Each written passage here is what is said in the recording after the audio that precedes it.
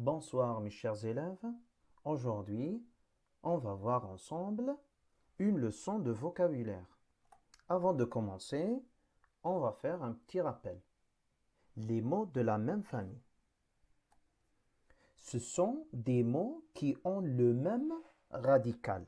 Par exemple, fleur, fleuriste, fleurie.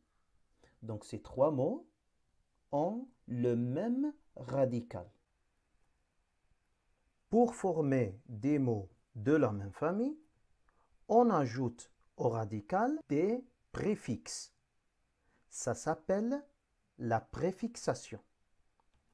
On peut ajouter au radical des suffixes. Et ça s'appelle la suffixation. Regardez cet exemple avec le radical range. Si on ajoute le suffixe et, on aura le verbe ranger. Et si on ajoute le préfixe des, on aura le verbe déranger. Ranger et déranger sont des mots de la même famille. On va commencer avec les préfixes ou la préfixation. Le préfixe est un groupe de lettres qu'on ajoute avant le radical d'un mot pour avoir un autre mot de la même famille et de la même nature. Exemple, pluie, parapluie. Ici, on a ajouté le préfixe para. Alors, pluie et parapluie sont des mots de la même famille. Ici, pluie est un nom et parapluie est un nom aussi. Donc, ce sont aussi des mots de la même nature. Non, non. Un deuxième exemple, poli, impoli. Ici, on a ajouté le préfixe un. Poli et impoli sont des mots de la même famille. Poli est un adjectif, impoli est aussi un adjectif. Alors, poli et impoli sont aussi des mots de même nature. Adjectif, adjectif. Maintenant, on va parler des suffixes ation et sion. J'observe et j'analyse. Après l'inondation, les quartiers et les maisons sont remplis d'eau. Quelle est la nature du mot inondation? C'est bien un nom. Maintenant, à partir de quel verbe est formé le nom inondation? Alors, le nom inondation vient du verbe inonder. C'est un verbe de premier groupe parce qu'il y a ER à la fin. Maintenant, comment former ce nom à partir du verbe? Pour former ce nom à partir du verbe, on utilise le suffixe ation. Ici, nous avons le verbe inonder. On va effacer le ER et laisser le radical inonde. Et on va lui ajouter le suffixe ation. On aura comme résultat inondation. C'est bien un nom. Donc, il faut lui ajouter un déterminant. Maintenant, avec un deuxième exemple, la Terre se réchauffe beaucoup à cause de la pollution. Quelle est la nature du mot pollution?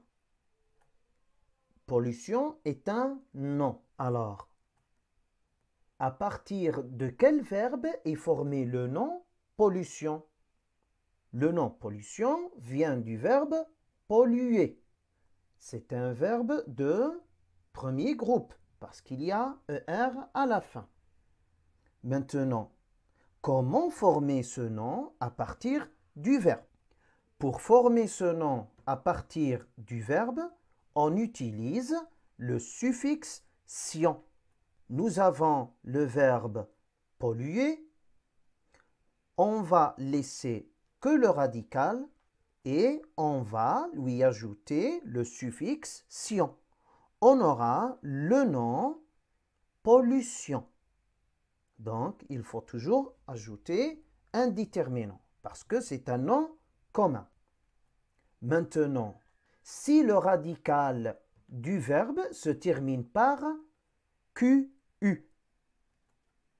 nous avons le verbe, par exemple, fabriquer. Si on va enlever ER, le radical va se terminer avec QU. Donc, qu'est-ce qu'on va faire? On doit changer QU par la lettre C, à laquelle on va ajouter le suffixe ation. On aura comme résultat le nom fabrication. Il faut toujours ajouter un déterminant. Maintenant, est-ce qu'il y a une règle générale pour choisir le suffixe qui convient? C'est-à-dire, est-ce qu'on va choisir tion ou ation? Non, malheureusement, il n'y a pas une règle. Donc, il faut s'entraîner beaucoup et apprendre par cœur. Maintenant, la partie je retiens.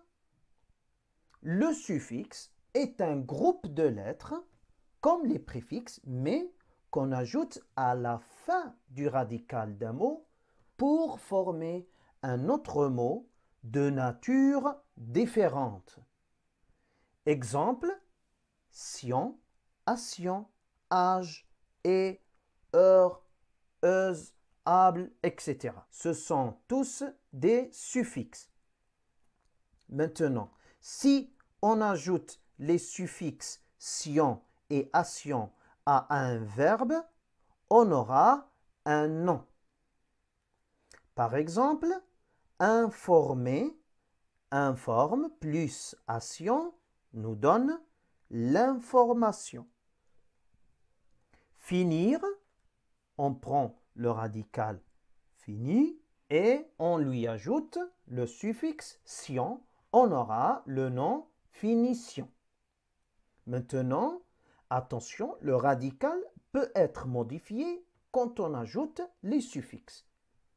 Et si le radical se termine par Q, fabrique par exemple, on doit changer QU par la lettre C et puis on va ajouter le suffixe ation, on aura fabrication. Maintenant, dans les cahiers de leçons, vous allez recopier le résumé suivant.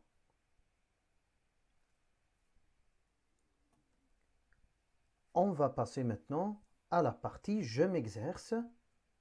Dans les cahiers de classe, vous allez faire l'exercice suivant. La question « Transforme les verbes suivants à des noms en utilisant ation.